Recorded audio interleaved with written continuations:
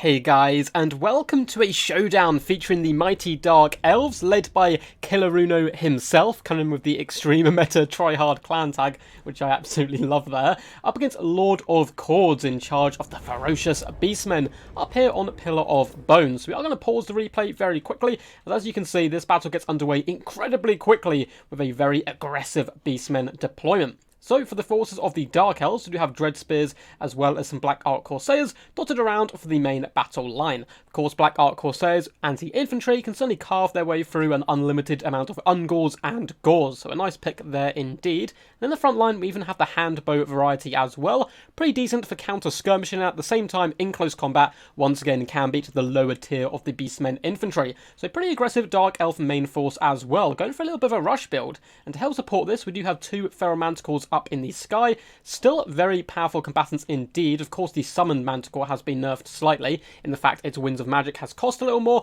but Feral Manticore is good at sniping enemy casters, characters, and gives them a bit of a mobility presence as well.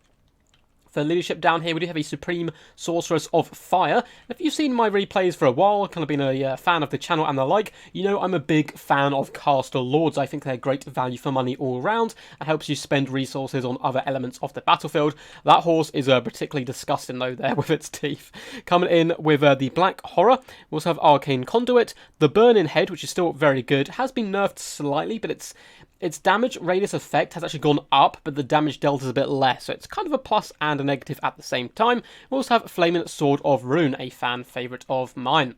Now on the left-hand side, and this is the reason I wanted to showcase this battle today, not only do we have Doomfire Warlocks on either flank, but we also have a unit of Cold One Dread Knights. And Dread Knights, guys, have finally been buffed. Are they competitive? That is yet to be decided, but these bad-to-the-bones elite cavalry have had a pretty substantial health buff and a tiny attack buff as well. They've gone up by about 50 gold cost, I believe, but for the buffs, I think that's certainly worth it. So we should have a unit on either side, so two Cold One Dread Knights and two Doomfire Warlocks. As for the forces of the Beastmen, we do have a ton of Ungor Spearherds dotted along the front lines, backed up by Gore Herds as well. These guys a little bit more kind of damage-dealing anti-infantry themselves, coming with dual-wielding axes, and again, vanguarding right into the throat of the opponent. Lovely play.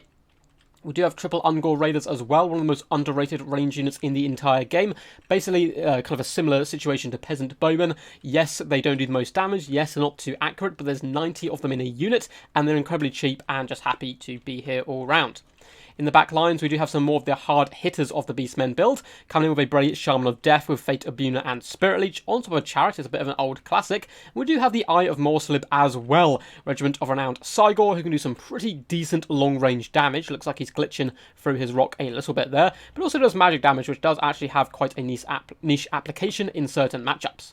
Of course, for the Lord, we do have Morga the Shadowgave. Now, Kazrak has indeed been buffed slightly, but I think Morga the Shadowgave is still the most competitive pick. Of course, coming in with all those Chaos Spawn summons and the like. In the distance here, hidden in the trees, we do have the Butchers of Kalkan Guard, one of the most badass named units in the entire game. Always reminds me of the Witcher series. And yeah, looking pretty awesome. They do come with regeneration and blood greed, of course, immune to psychology, and plus leadership. That's very nice, in fact.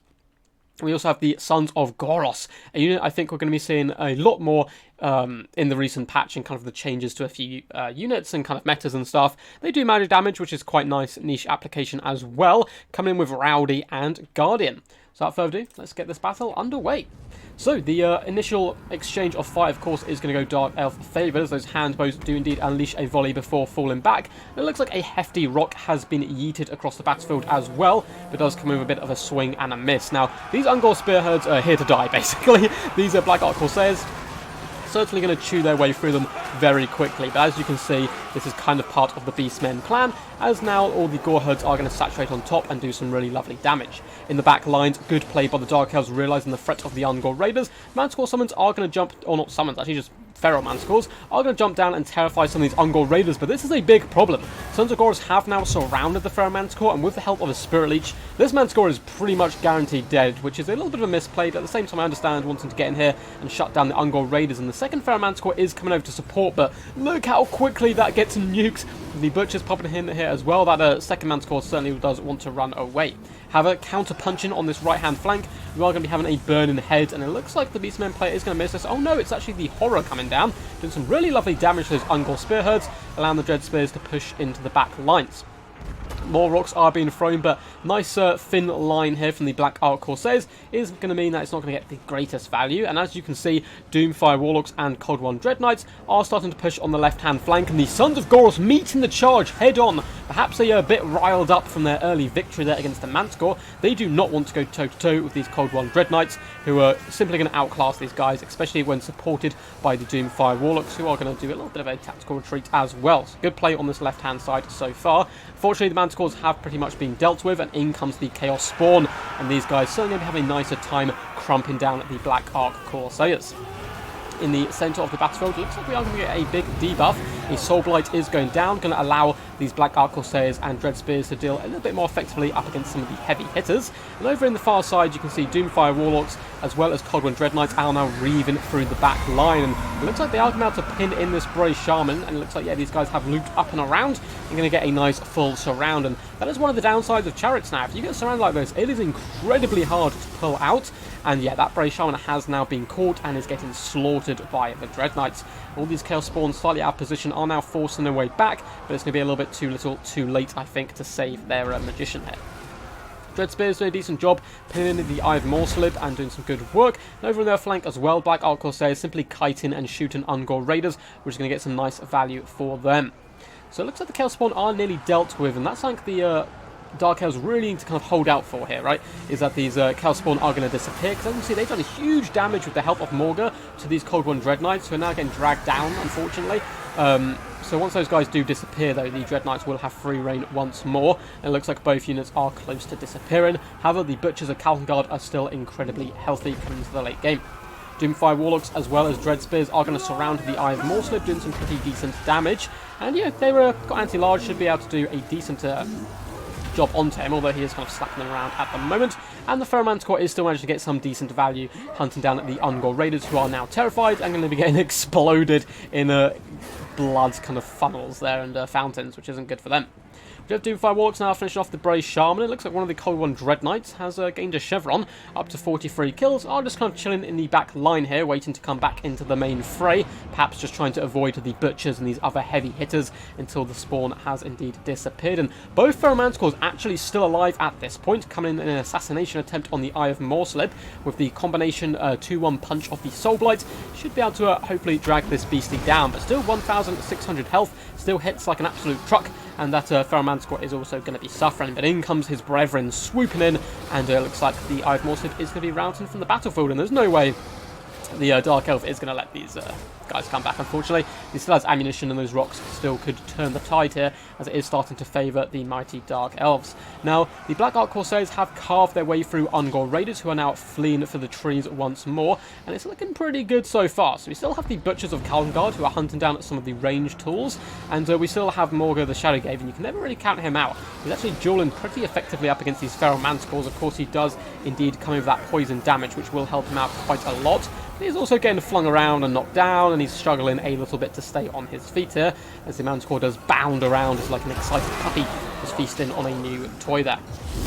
It looks like we do have Cold One Dread Knights pumped up by the Flaming Sword of Ruin, going to be coming in after Morga. Flaming Sword of Ruin is a fantastic spell here because, of course, Morga has regeneration and therefore a weakness to fire damage. So the Cold One Dread Knight's going to be able to chunk through him rather quickly. And you can see the Butchers have kind of been, kited into the ethereal world here, as they're too far away to actually support their lord, and they need to be stacked on top of him right now if they want any chance of winning this, because there's still a lot of punch left in this Beastmen build, but completely surrounded by Cold One Dread Knights, using their mass to their advantage, and the revenge of the Ferromanticore for what happened to it at the start of the battle.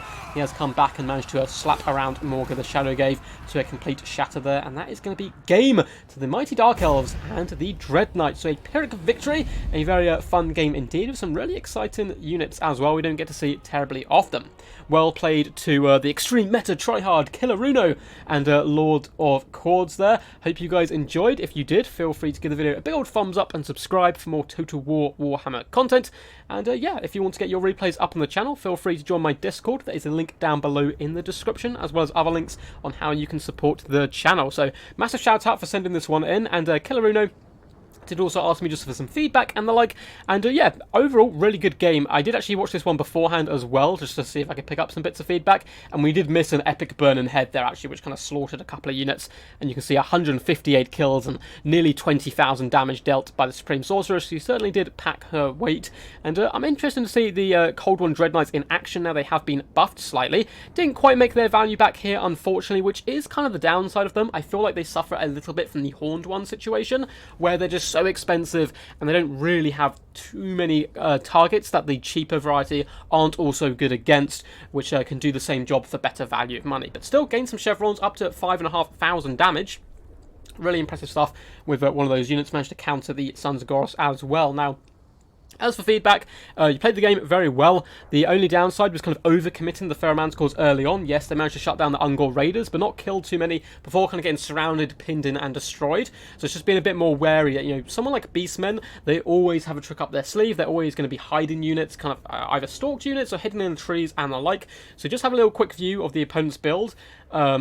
And kind of roughly estimate the gold value. You don't need to do it exactly, but you definitely can tell for sure. If they've only got Ungors and Gors in the main line, and the Cygor, they definitely have, you know, some Minotaurs or something hidden in those trees. So committing the Pheroman's cause early, they managed to come back and still get some fantastic value. You still managed to milk a lot of value from these guys, up to 900 and 600 damage value all round. Return to the fray, but it could have been lost early on if those guys had, you know, been shattered or completely gone to ruin. But still, overall, great use of the magic to bust through that front line with a really interesting build, some fast moving cavalry on the flanks as well. Really did a good crumping onto the Beastmen, so only real praise for the most part. And yeah, just a little bit careful with committing forces into backline engagements if you're not 100% sure what is lurking in the trees.